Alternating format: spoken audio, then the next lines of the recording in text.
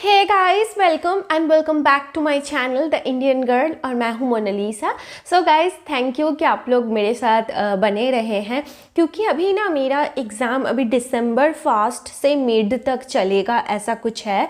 सो exam इस तरह के है कि इंटरनल होगा, बट ऑफ कोर्स कि हम लोग बीच में इतना दिन पढ़ाई और सारी चीज़ों से हम लोगों का गैप था, सो एक्स्टम करने में थोड़ा सा टाइम लग रहा है। आपको कुछ तो रिएक्शन हो गया है मेरी स्किन में, तो मैंने पिछले वीडियो में दिखाया था कि ये रिएक्शन की वजह से मेरी स्किन इतना डैमेज हो गया था। मैंने आज तक इतना डैमेज किसी भी चीज़ से, कोई भी रिएक्शन से मैंने फेस नहीं किया था। I was so stupid. मैंने वो रिएक्शन होने के बाद भी 2 दिन उस प्रोडक्ट को यूज़ किया था। I was so stupid. I thought कि शायद ऐसा होगा क्योंकि वो मेरा पीरियड्स टाइम था, तो I thought may be it was because of periods, but I was so stupid that कि पीरियड्स की वजह से मुझे एक पिंपल आते हैं। तो आई वॉज लाइक ओके, मैंने 2 दिन यूज़ किया, उसके बाद मैंने उस फेस वॉश को छोड़ दिया। देन जब मैंने छोड़ा तब से देखा कि मेरे फेस पे वो इचीनेस, रेडनेस, वो खुजली जैसा, बहुत सारा ऑयल प्रोडक्शन, ये ग्रीजी चिपचिपाहट सब चला जाने लगा। अभी वो फेस वॉश को छोड़े हुए मुझे कितना दिन हुआ है, 1 वीक हुआ है। और मैं मेरा regular night time skin care routine video जो मैंने पहले अपलोड किया था, मैं वही कंटिन्यू कर रही हूँ। और वहाँ पे मैंने जैसे दिखाया था कि मैं 2 सीरम यूज़ करती हूँ। एक है मिनिमलिस्ट का 10% नाइसिनामाइड प्लस जिंक सीरम, और दूसरा है मिनिमलिस्ट का सैलिसिलिक एसिड 2% सीरम। अब आते हैं कि मैं जो प्रोडक्ट के बारे में आज बात करने वाली हूँ, this is the best product. क्योंकि पहली बार भी मुझे जब रिएक्शन हुआ था, उसके बाद मैंने नाइट टाइम रूटीन अपलोड किया था, उसमें भी मैंने इसी प्रोडक्ट को शो किया था, और इसमें भी मैं आपको इसी प्रोडक्ट को ही शो करूंगी, क्योंकि मैं और इन सारे प्रोडक्ट्स को चेंज नहीं करने वाली हूँ। नाउ एक तो बात है कि यूट्यूब पे मैं वीडियोज़ जितना दिन जा रहा है अपलोड कर रही हूँ, तो नया नया चीज़ें मैं ट्राई कर रही हूँ। मेरे स्किन पर बहुत ज़्यादा रिएक्शन हो रहा था, क्योंकि मुझे पहले फॉर्मुलेशंस के बारे में उतना पता नहीं था। अब धीरे धीरे ये सब पता चल रहा है कि मेरी स्किन टाइप क्या है, और मेरी स्किन टाइप के अकॉर्डिंग मुझे कैसा प्रोडक्ट्स, कैसा फॉर्मुलेशंस यूज़ करना चाहिए। हो सकता है कि there are tons of products कि मेरे स्किन पे रिएक्ट कर जाए, आगे से मैं वो सारा चीज़ें नहीं यूज़ करूँगी। और जिनका स्किन टाइप मेरे हैं, मैं एक लिस्ट बना दूँगी प्रोडक्ट्स का, जो मार्केट में मुझे उनका फॉर्मुलेशन देख के मुझे पता चला है। सो गाइज, बेहतर है कि आप लोग भी अवॉइड करें, तो मैं वो लिस्ट वाला वीडियो आगे जाके अपलोड करूंगी। तो फिलहाल आज इस प्रोडक्ट के बारे में बात करते हैं। यह है बी मिनिमलिस्ट सैलिसिलिक एसिड 2%। पहले बताती हूँ सैलिसिलिक एसिड। सैलिसिलिक एसिड एक बीटा हाइड्रोक्सी एसिड है, वो डिफरेंट है alpha hydroxy acid like glycolic acid, mandelic acid, lactic acid, citric acid, ये सारे AHAs है। अल्फा हाइड्रोक्सी एसिड जो कि हमारे स्किन के अपर लेयर में काम करता है, मतलब सरफेस पे काम करता है, ऊपरी हिस्सा में काम करता है, अंदर तक नहीं जा सकता। लेकिन ये जो सैलिसिलिक एसिड है, ये अंदर तक जा सकता है। क्यों? क्योंकि ये ऑयल सोल्यूबल है। सो स्पेशली ये जो सैलिसिलिक एसिड है वो ऑयली स्किन वाले पीपल के लिए है, क्योंकि ये सिबम, जो सिबेसियस ग्लैंड्स है, जिससे हमारे सिबम मतलब जो स्किन का ऑयल है जो प्रोड्यूस होता है, और वो जम के क्लॉग होके हमारा पोर्स क्लॉग हो जाता है, व्हाइटहेड्स ब्लैकहेड्स हो जाता है, सिबेसियस फिलामेंट्स हो जाता है, वो ये सारी चीज़ों के अंदर से पेनिट्रेट कर सकता है, और हमारे एपिडर्मिस जो लेयर है, अपर लेयर ऑफ स्किन है, उसके अंदर तक जा सकता है।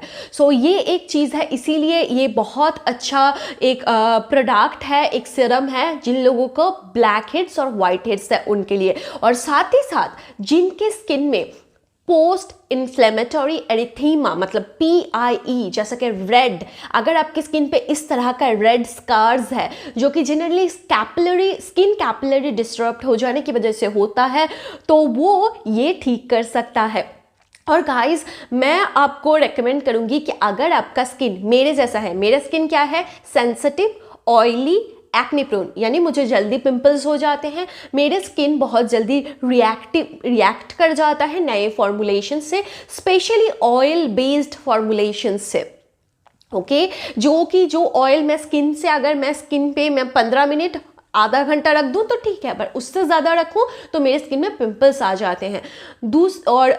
और एक बात इंपॉर्टेंट कि मेरे स्किन बहुत ज़्यादा कंजेस्टिव टाइप का है, मतलब कंजेशन बहुत ज़्यादा होता है, मतलब पोर्स बहुत इजीली ब्लॉक हो जाता है कि जितना ऑयल प्रोड्यूस होता है। तो मुझे अगर मैं हर रोज़ व्हाइट हेड्स रिमूव करूँ, मेरे स्किन में हर रोज़ व्हाइट हेड्स और ब्लैक हेड्स प्रोड्यूस होता है जी। ये पर्सन टू पर्सन वैरी करता है, जिनके स्किन में नहीं है वो लोग ये प्रॉब्लम को नहीं समझ पाएंगे, पर अगर आपके स्किन पे है आप ये प्रॉब्लम को समझ पाएंगे कि ऐसा भी प्रॉब्लम्स होते हैं।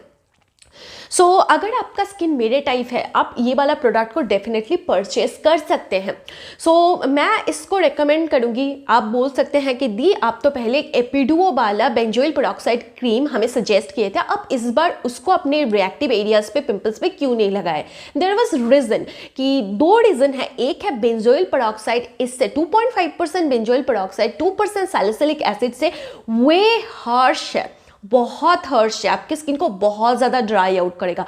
दूसरा, इतने साल बेंजोइल पेरोक्साइड यूज़ करने के बाद मुझे एक एक्सपीरियंस तो मिल गया है कि बेंजोइल पेरोक्साइड जैसे कि हम डैब करके लगाते हैं वो उस जगह को जलाता है। मतलब पहले स्कार्स थोड़ा डार्क ब्राउनिश मुझे स्कार्स होता है, देन वो स्कार धीरे धीरे चला जाता है। पर इसके साथ ऐसा नहीं होता, ये टाइम ज़्यादा लेता है देन बेंजोइल पेरोक्साइड, पर ये वो रेडनेस को कम करता है, जगह को जलाता नहीं है। पर हाँ, इससे भी आपको स्किन पिलिंग हो सकता है, मतलब छाले निकल सकते हैं, पर कम छाले निकलेगा देन बेंजोइल पेरोक्साइड। सो अगर आपकी स्किन बहुत ज़्यादा सेंसिटिव है, इची है, ड्राई है और आप नया हो, स्पेशली टीनेज गर्ल्स, आप ये वीडियो ज़रूर देखें। अगर आप नए हो ये सारे पिंपल केयर प्रोडक्ट्स से, मुझे बहुत ज़्यादा रिव्यूज़ मिला दी, मैं डर्मेटोलॉजिस्ट के पास गई थी, वो लोग मुझे ऐसा क्रीम दिए, मेरे फेस इतना ज़्यादा रेड, इतना ज़्यादा ऐसे छाले निकल रहे हैं, इतना डार्क स्पॉट्स आ गए हैं, क्योंकि शायद आपने ट्रीटमेंट कंटिन्यू कम्प्लीटली नहीं किया है। बहुत सारे लोग बीच में छोड़ देते हैं। द रीज़न बिहाइंड दिस कि बेंजोइल पेरोक्साइड पहले आपके स्किन में उससे ज़्यादा पर्जिंग होगा, मतलब क्या होता है कि वो अंदर जो होता है ना उसको बाहर निकलता है, तो पहले ज़्यादा पिंपल्स होता है, वो उसको बर्न करता है, उसके बाद उस छाले को वो धीरे धीरे निकाल देता है। तो ये लॉन्ग प्रोसेस है, इसके लिए आपको टाइम लगेगा।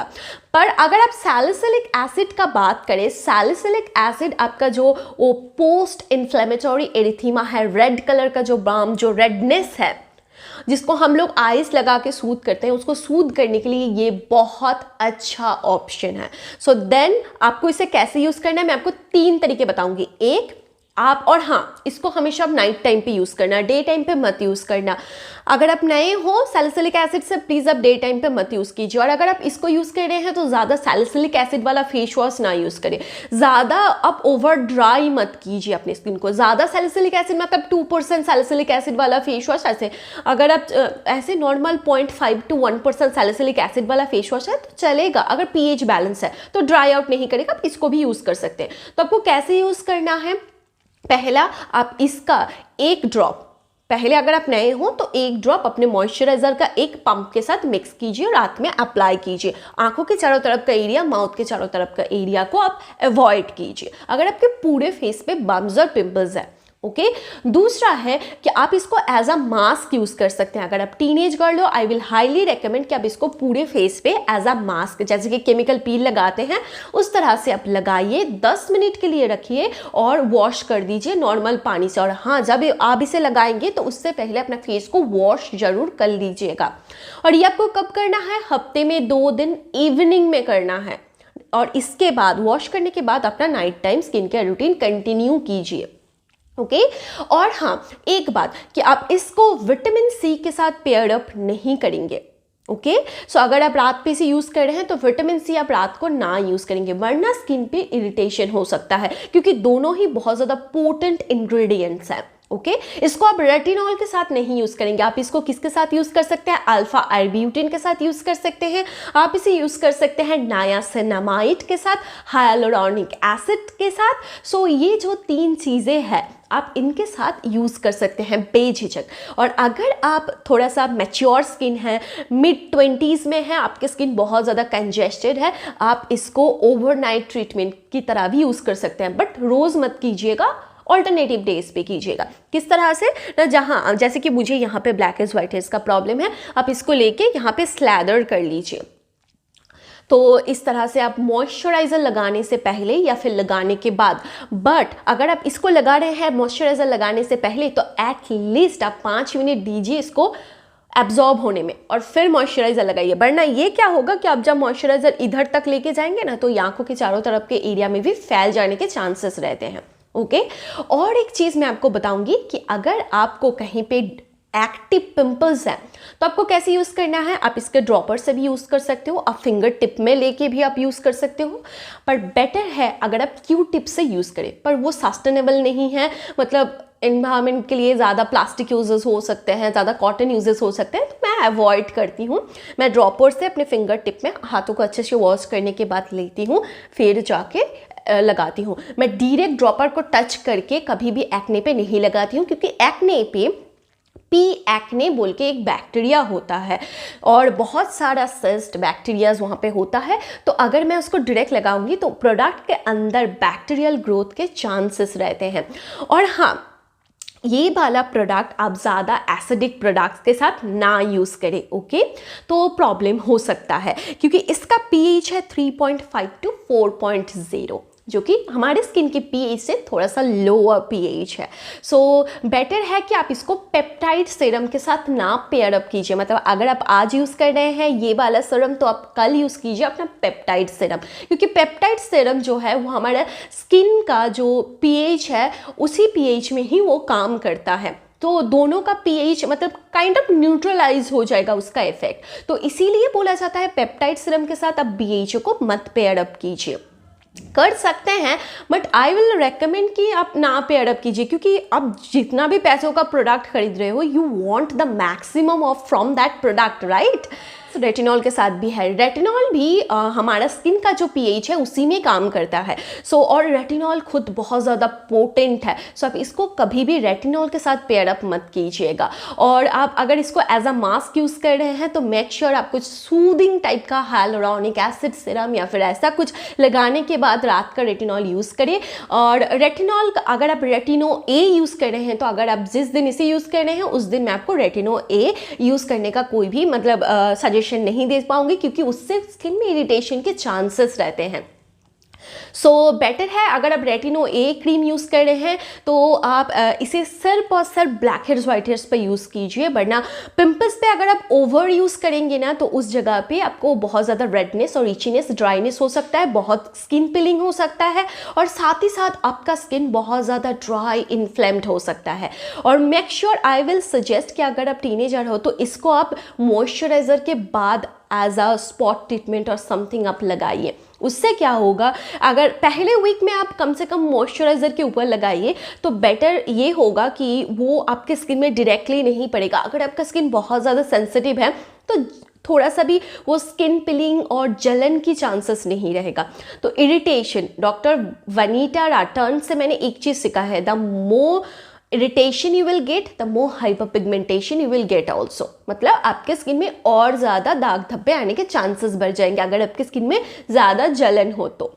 सो गाइज, ये था अल्टीमेट थिंग। और हाँ, एक चीज़ मुझे आप लोगों को बिल्कुल बताना है कि ये अगर आप यूज़ कर रहे हैं, ये सिर्फ ये नहीं, अगर आप कोई भी AHA, retinol, vitamin C, peptide कुछ भी आप यूज़ कर रहे हैं, दिन में आप ज़रूर सनस्क्रीन लगाइएगा, ज़रूर। इवन आप घर पे हैं फिर भी अगर आपका विंडो ऐसा कांच से ना बना हो कि ग्लास से बना हुआ है तो मेक श्योर आप सनस्क्रीन यूज़ कीजिएगा। और धूप में बिल्कुल भी मत जाइएगा, कोशिश कीजिए धूप को अवॉइड करने के लिए। और जो सन प्रोटेक्टिंग क्लोथिंग होता है अगर आप धूप में जाते हैं, क्योंकि सनस्क्रीन कभी कभी मतलब मैक्सिमम प्रोटेक्शन हमें नहीं दे पाता है, तो इसलिए बेटर है कि आप कोई भी हैट या फिर कोई भी दुपट्टा से फेस को और आँख में सनग्लास लगा के कवर करके जाइए। आई नो कि विंटर टाइम है, लोग देख के बोलेंगे लड़की क्या है, मतलब इतना सारा कवर करके जा रही है, पर फिर भी मतलब आपका स्किन आपके पास है, या फिर आप छाता लेके भी जा सकते हैं, अम्ब्रेला लेके, वो भी काफ़ी अच्छा है। मतलब अगर आपका स्किन ज़्यादा सेंसिटिव है, मैंने सारा प्रिकॉशंस बता दिया जो आपको लेना चाहिए। सो ये वीडियो बनाने के लिए मैंने टाइम दिया इस प्रोडक्ट को, इसके साथ मेरा 1 मंथ होने को है। I love this product, I literally love this product. इसने मेरे स्किन पे व्हाइटहेड्स और ब्लैकहेड्स के जो अपीयरेंस थे बहुत कम कर दिया है। But guys, I will highly suggest you कि आप इसको एटलीस्ट 2 वीक्स तक यूज़ करने के बाद आपको ड्रास्टिक रिजल्ट मिलेगा। वरना ऐसा नहीं है कि आप आज लगाए, कल सुबह से आप आईने की तरफ जाके देख रहे हो यार मेरा स्किन तो ठीक क्यों नहीं हो रहा है, ऐसे मत कीजिए, इससे आप डिप्रेशन में चले जाएंगे। सो ये मैंने पहले कर चुकी हूँ गलती, तो अभी ना मैं मिरर पे ज़्यादा देखती नहीं हूँ, बस नाइट टाइम स्किन केयर और डे टाइम स्किन केयर के वक्त ज़्यादातर मिरर में नहीं देखती हूँ।